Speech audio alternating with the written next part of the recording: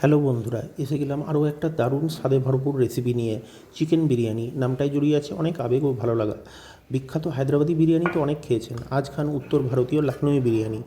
এর অতুলনীয় স্বাদ আপনার মুখে লেগে থাকবে অনেক দিন। এই লখনৌই বিরিয়ানিকে বলা হয় ক্লিন বিরিয়ানি বা পরিষ্কার বিরিয়ানি, কারণ এতে পেঁয়াজ, গরম মশলা কোনোটাই সরাসরি থেকে যায় না, তুলে ফেলা হয়। এই মশলাপাতির ফ্লোরাল নোট বা নির্যাস থেকে যায় বিরিয়ানিতে, যেটি এর স্বাদ অনেক গুণ বাড়িয়ে দেয়। এই রেসিপিটি আমি শেফ কুনাল কাপুরের থেকে শেখা। প্রায় 1 কেজি চিকেন ভালো করে ধুয়ে নুন, হলুদ, তেল ও টক দই দিয়ে মাখিয়ে ম্যারিনেট করতে দিলাম ফ্রিজে 3-4 ঘন্টা। এই রান্নাটা পুরোটাই আমার ওয়াইফ শর্মিলা করেছেন, কিন্তু ধারাভাষ্যে আমিই করলাম, দিলাম, এইসব বলেছি, এটুকু মার্জনীয়। এখন রান্নাটা শুরু করা যাক। তো চলুন রান্নাটা শুরু করি। প্রথমেই আমি তেল ঢেলে দেবো একটুখানি। সর্ষের তেলই হচ্ছে প্রেফার্ড, রিফাইন্ড তেল দিয়ে করতে পারেন, কিন্তু এই রান্নার ক্ষেত্রে সর্ষের তেলটাই বেটার। তেলটা গরম হয়ে গেছে। মিনওয়াইল আমি কিছু পেঁয়াজ ছোট ছোট করে কেটে এগুলোকে ছাড়িয়ে রেখেছিলাম, যেগুলো এবার আমি ঢেলে দেবো এর তেলের মধ্যে। ভালো করে তেলের সঙ্গে মিক্স করে একটু নাড়িয়ে চাড়িয়ে নিচ্ছি। বেশ ব্রাউন ব্রাউন করে ভেজে নিতে হবে প্রথমে। পেঁয়াজটা বেশ খয়েরি রঙের ব্রাউন ব্রাউন হয়ে ভাজা হয়ে এসছে। এবার আমি অল্প পরিমাণ আলাদা করে সরিয়ে রাখবো। কেন সেটা আমি আপনাদেরকে পরে বলছি। অল্প পরিমাণ ছড়িয়ে রেখে ব্যালেন্সটাতে আমি মাংসটা ঢেলে দেবো। ম্যারিনেট করে রেখেছিলাম মাংসগুলো, সেই মাংসগুলো এবার আমি ওই পেঁয়াজের রোস্টের মধ্যে দিয়ে দিলাম। মাংসটাকে 50% মতন করব, কিন্তু তার মধ্যেও অন্যান্য কিছু ইনগ্রেডিয়েন্টস আমাকে এর মধ্যে দিতে হবে, সেগুলো পরপর আমি বলবো। আগে মাংসটা একটুখানি হয়ে যাক। এর মধ্যে পরপর আমি কিছু জিনিস দিয়ে দিচ্ছি। প্রথমেই নুন দিয়ে রাখলাম, ম্যারিনেটের সময় আমার নুন দেওয়া ছিল, তাও আমি অল্প নুন দিয়ে দিলাম। এরপর আমি দিচ্ছি জিঞ্জার গার্লিক পেস্ট, আদা রসুন বাটা। আপনারা আলাদা আলাদা করেও দিতে পারেন। আদা রসুন বাটা দিয়ে দিলাম। মিনওয়াইল আমি কিছু গরম মশলা, যেটাকে আমরা খাড়ে মশলা বলি, সেটা আমি জোগাড় করে নিয়েছি। কিছু লবঙ্গ, কিছু এলাচ, কিছু দারচিনি আর একটা নাটমেগ বা জায়ফল। এটাকে হাফ দিলেই যথেষ্ট। এটাকে আমি কি করব, আমি অল্প একটুখানি ক্রাশ করে নেব। ক্রাশড হয়ে গেছে। এইবার এই ক্রাশটাই আমি দেব। এগুলো কিন্তু সমস্ত কিছু আমাকে পরে তুলে ফেলতে হবে। এই বিরিয়ানিতে কোনো মশলাই ডাইরেক্ট দেওয়া হবে না, ফ্লেভারগুলো শুধু যাবে।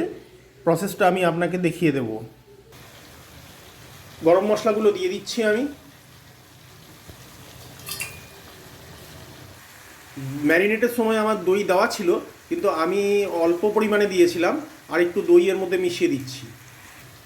লঙ্কা গুঁড়োও মিশিয়ে দিচ্ছি এর মধ্যে।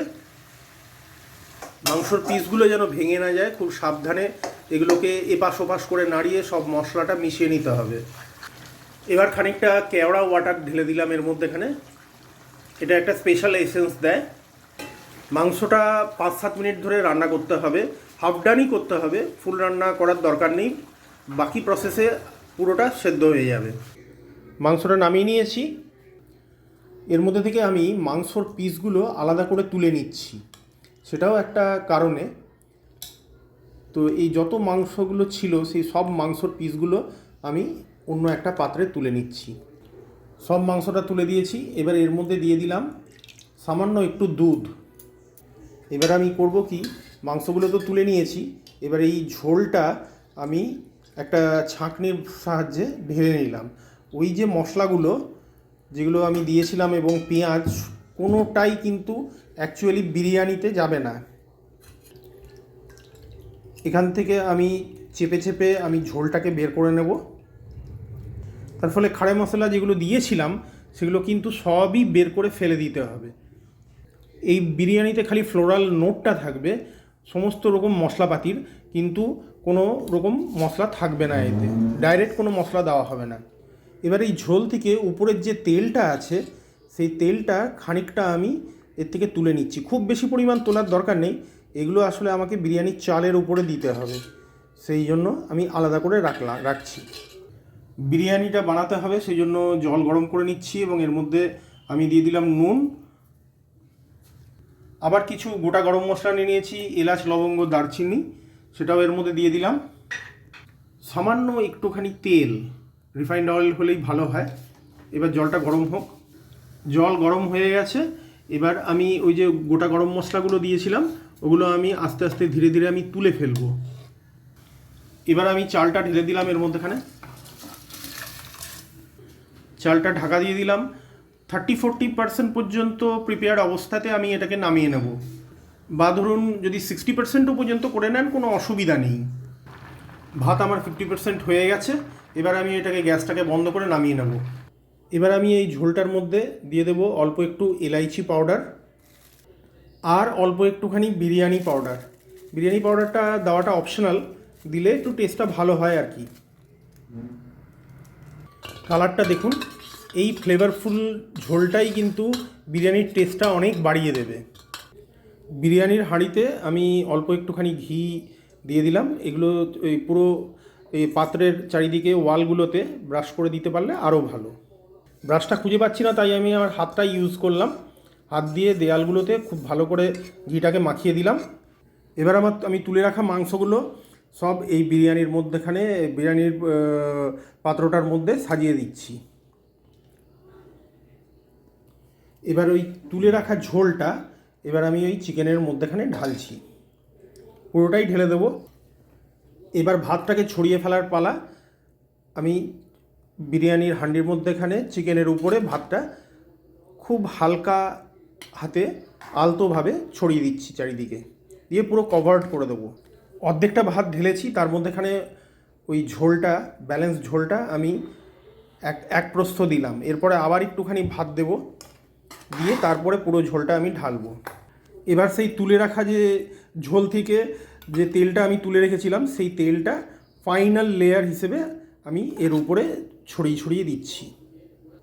ঘি আমার দেওয়াই ছিল, কিন্তু এর উপরেও আমি আরেকটুখানি ঘি গার্নিশ করে দিলাম, যাতে রান্নাটা খুবই ভালো হয়। অল্প বিরিয়ানি মশলাও ছড়িয়ে দিচ্ছি এর উপরে। আটা মেখে রেখেছিলাম, এবার ওই আটাটা ঢাকনার উপরে, বিরিয়ানি হাঁডির ঢাকনার উপরে দিয়ে দিচ্ছি। এটা দিয়ে সিল হবে। ঢাকনা রেডি।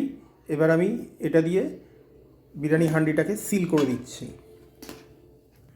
বিরিয়ানি আমার রান্নায় চড়ে গেছে। প্রথম 1 মিনিট খুব হাই ফ্লেমে দিয়ে তারপরে লো ফ্লেমে 15-20 মিনিট এটাকে পাকাতে হবে। বিরিয়ানি আমার রেডি, নামিয়ে নিয়েছি।